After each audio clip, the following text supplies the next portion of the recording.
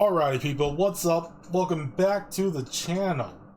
Today I'm just going to be going over what I liked about the update.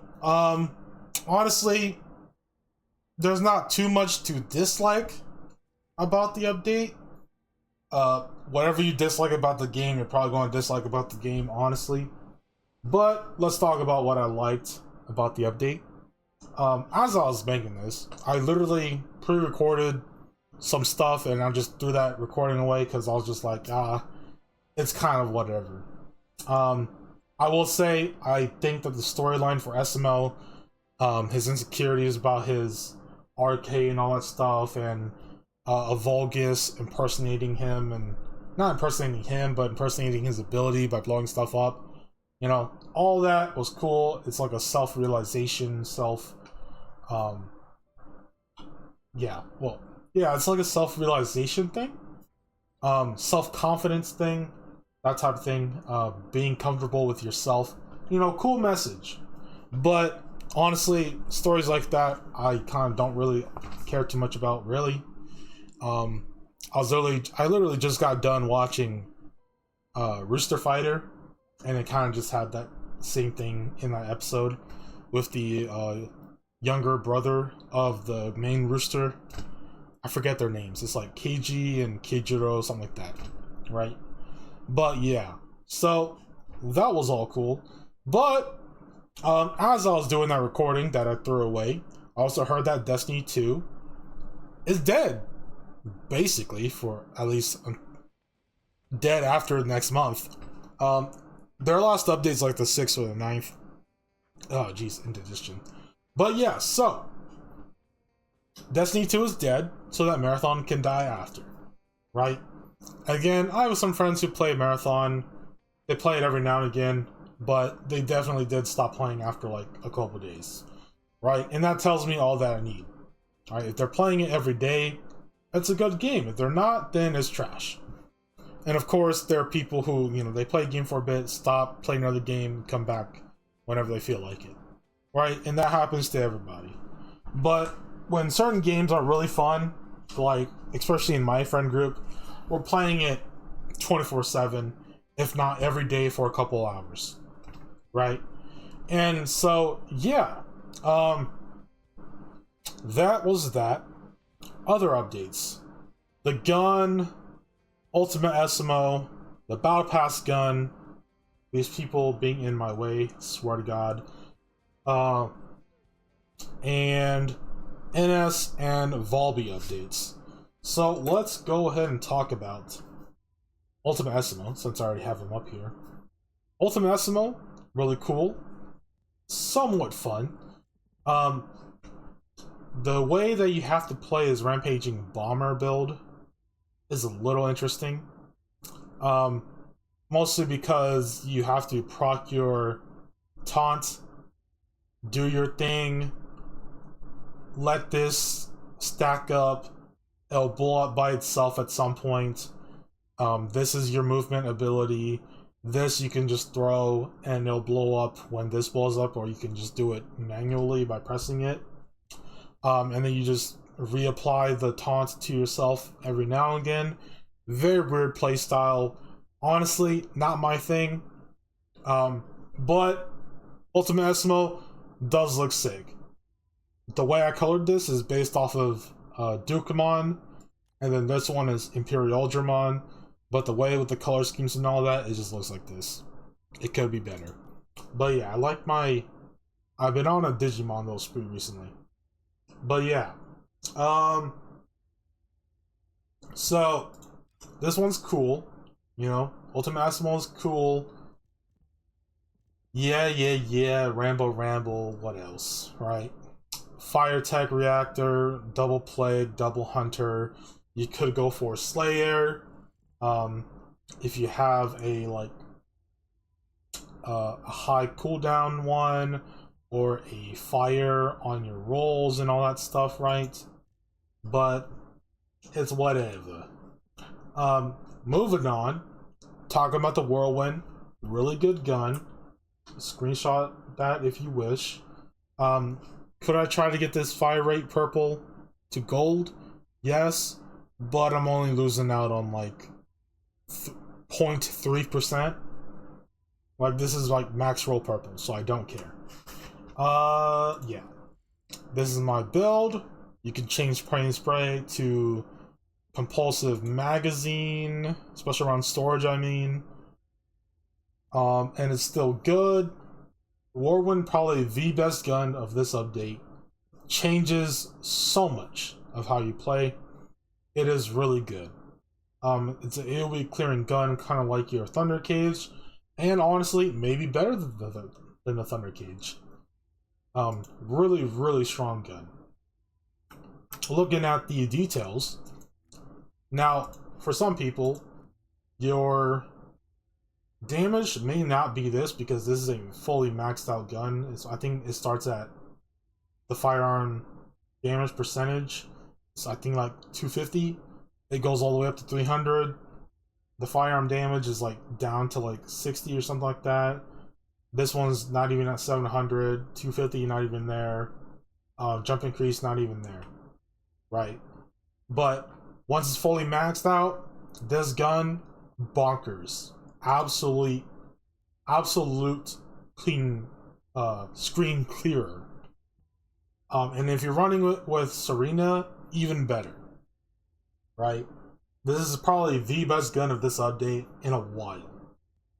I don't think there's been another gun that has come out that has been that good. The Hive Master was mid.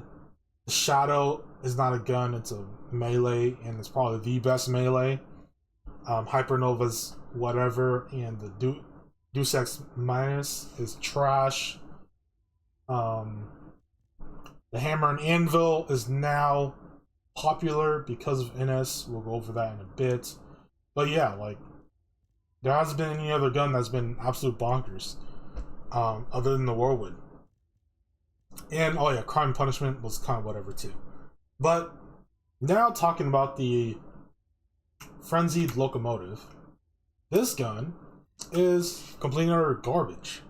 Now, I built this one, and again, this one's not fully maxed out, so I don't know the full damage of it yet. But it's still not going to be as good as the Whirlwind. Mostly because the Frenzied Locomotive, honestly, probably more of a single target damage gun, and your Whirlwind definitely going to be used for AoE screen clearing. But because of the content of the game, a lot of that ability damage gets shifted into, you want to have a really strong gun or just use Serena, right? But I built this one as multi-hit because that's what its unique ability buffs. You could probably change the element to just about anything, but you're probably going to keep these eight mods the same in most cases. But yeah, this gun, not a worthy investment. Whirlwind, absolutely bonkers. Now to the bread and butter of this update. Actually, no. Let's go to Valby first. Valby's okay. They changed her water play a little bit or something like that. Or they changed her abilities where she's on a freaking surfboard and she can use her abilities from the surfboard. Right? Really nice quality of life change. Really amazing, but kind of don't care. Infiltration mechanism kind of makes you do a bit more damage, but don't really care about Valby all that much. But NS, holy moly, let me tell you something. This is bonkers. Alright. Plasma bullet with current bonding. Bonkers. Oh, and I also have a really good ancestor module. But you probably don't even need this. You probably go for something like what? This one decent. This one is decent. Even this is decent. This is really good too. Like, kind of want something to cool down. This one would be really good too. Mostly just for the MP, because your damage scales off of MP on this build. I'm not going to go into all the details. I think there's other content creators, but this is just an overview. looking at stuff, sharing my builds, what I think about the builds and all that stuff. But if you want to go into more details, go watch other people's videos. So yeah, this is what I'm using. This is the ability build. That's what I'm using. I'm using the same ancestor module for both builds. But yeah, really good, really fun. Absolutely shreds everything. This is my reactor. When you're using the ability build, change your reactor to a tech one and make sure it has like cooldown crit damage on it. Or you can just go into, which one am I using? Yeah, tech crit damage. That's my other one that I'm using. And yeah, she's really good. These don't really matter. The RK like this, bonkers. So yeah. Favorite character of this season. The changes they made her. She's back in the meta. Super strong. Might be better than Serena. Because Serena is contingent on you using her forward to make her do the AoEs. This one, nope. Don't even matter. Just activate your first ability. Use hammer and anvil on the anvil mode, not the shotgun mode. And you just shred everything. This is what I'm using. Multi-hit. And yeah. Really, really fun. Now you could go for the Slayer set. You could go for things that boost your fire rate, gives you more max MP, like, where is it, down here, circulation memory. But I'm using Bravery because I want to be a bit more spammy, and also mostly because I don't have cooldown on my Ancestor mod. If you have cooldown on your Ancestor mod, you could go Slayer set if you want, and do what you will. But yeah, currently my favorite character of this season, makes things really fun, really fast. Should you take this into 400 dungeons? Yeah, but I just run my bunny because, yeah. Oh boy. And I did not pay for this. I did not pay anyone for this. I rolled this myself. And when I first got this, holy moly was I spazzing. So yeah. But that's that. Overall, this update, it's okay. It's okay. Let me see. Other things to talk about, could talk about the operations. Could talk about the bounties. The bounties are interesting. I can see that they're kind of trying to shift at least the end game content for the bosses and the mobs to not get automatically obliterated in 1 second, even though big numbers make my brain go wee-woo. It's really cool, right? So, at least in this one, with all these bounties, these bosses are decently tanky, decent damage. You might get one shot if you're glass cannon, but it's fun. And I will say, trying to find these data chips is annoying. It's kind of ass, realistically. Just for like a small percentage of getting all this stuff. A lot more Gamba. Your Gamba everything.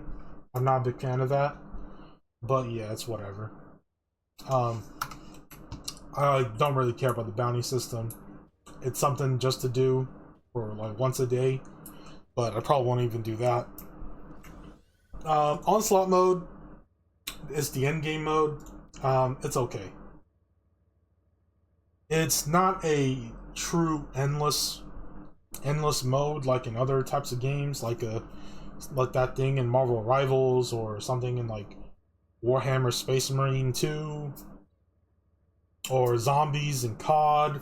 You know, it's not endless, but it's okay. Will I be playing it more? Probably not. I don't even know if this is a actual drop or if it's just a chance drop. If it's a chance drop, not worth my time. If it's a guaranteed drop, sure. Just to be able to do the bounties once a day. Right? But yeah, it's okay. As I said before, definitely they're trying to shift stuff into not being super uber one shot. But yeah, enough of my rambling. This has been my overview of the game. If you're at the end of this video just because you wanted the TLDR, well, this is my TLDR. Grind out Innes. Make this character strong. Go back into the video, look at my builds, look at my arcade tuning. Your inversion does not matter. And just absolutely go ham. Now, they might nerf her at some point, but hey, have your fun. I'm just trying to get this done so that I can play PoE 2. And I'm most likely going to play the Monk Ascendancy, so if you're at the end of this video, thanks for watching. Comment down below if you want to see me play PoE 2 on my Monk. I'll probably try to not make it like a whole lengthy ass gameplay playthrough. I'll probably just make snippets of stuff. Probably. But yeah, so that's that. The Martial Artist Ascendancy seems super fun for the Monk. I think a lot of people are going to go Twisters or the Pokemon build. But yeah, that's that. Thanks for watching. I'll see you in the next one.